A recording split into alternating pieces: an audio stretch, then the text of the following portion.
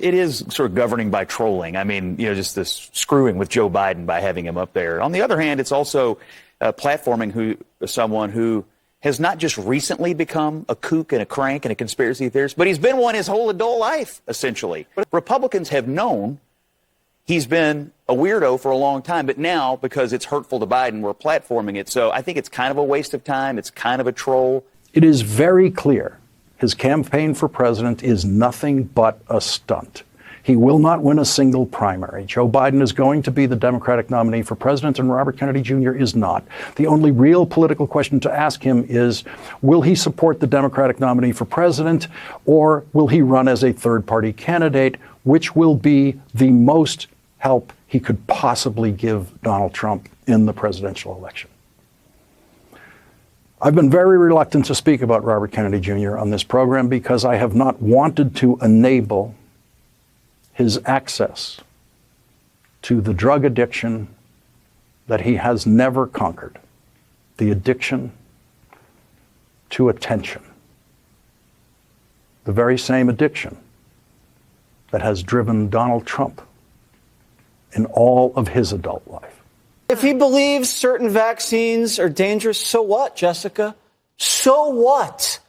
Why are you so passionate about what he believes about vaccines? Why is that such a threat to you personally? Are your kids vaccinated? Yeah. So what? And why did you do it? Why did you make that smart decision? Because my doctor said to get him vaxxed. So what if he believes that about vaccines? I've never seen you so upset over anything on this show. I think the Dobbs ruling because was what bad. he said about vaccines one time. It's not one it's time. actually kind of weird that you're so upset about what one Democrat thinks about vaccines. The notion that Republicans would give a congressional platform to Robert F. Kennedy Jr., who peddles anti-Semitic tropes and baseless, xenophobic conspiracy theories, which together are directed at the Jewish community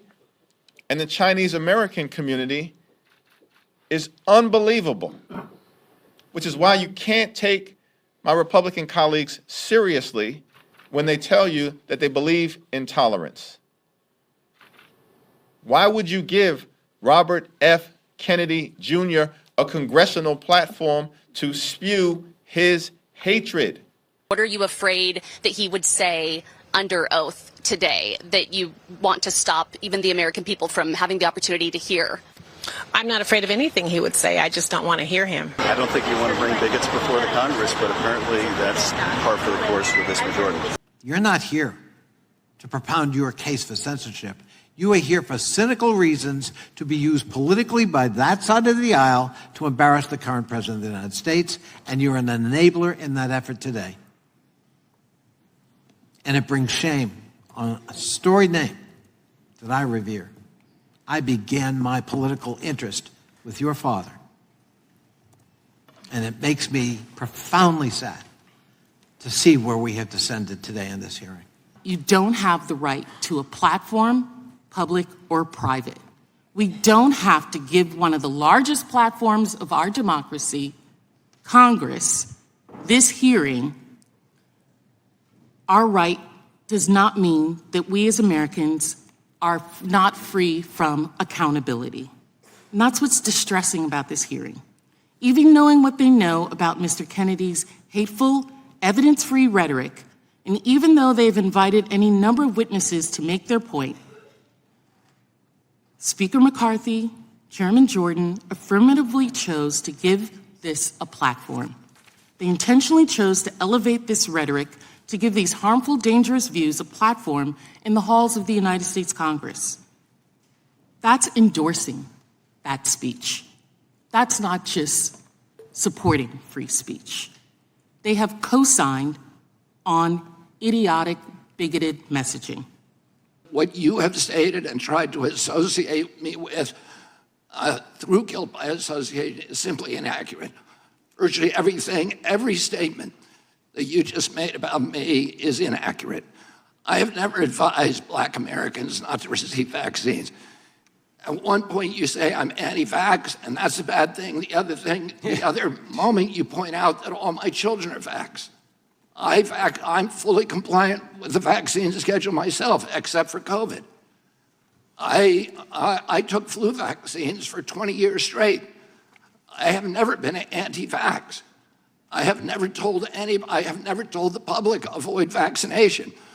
The only thing I've asked for, and my views are constantly misrepresented, so that the truth of what I believe is not, we're not allowed to have a conversation about that with the American people, which I believe vaccines should be tested with the same rigor as other medicines and medications.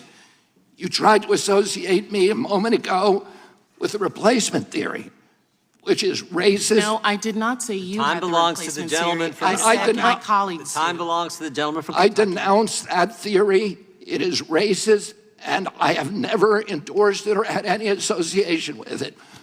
Our film on a medical, by the way, Bill Buxton, who is the black CDC official who ultimately exposed the Tuskegee experiment, tried for years and years to appeal to CDC to stop it for 40 years.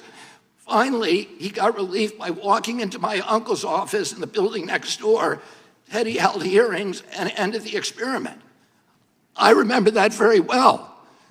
And to say that I created a film that encourages blacks not to get adequate medical care is just completely abhorrent. Don't misuse my words. It's the witness's time. Do not censor the witness. I'm not censoring the witness. I'm not censoring the witness. He's still talking. It's my time, and I've given it to the witness. Do not censor him. I'm not censoring him. If the views that you and others have applied to me, I've attributed to me, if they were actually true, I can see why I shouldn't be able to testify here today.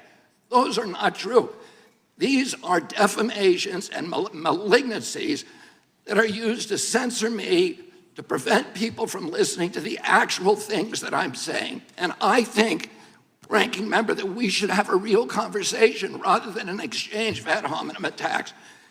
And answer very quickly to your question, the term malinformation was coined to describe information that Facebook and Twitter and the other social media sites understood was true, but that the White House and other federal agencies wanted censored anyway for political reasons because it challenged official orthodoxies.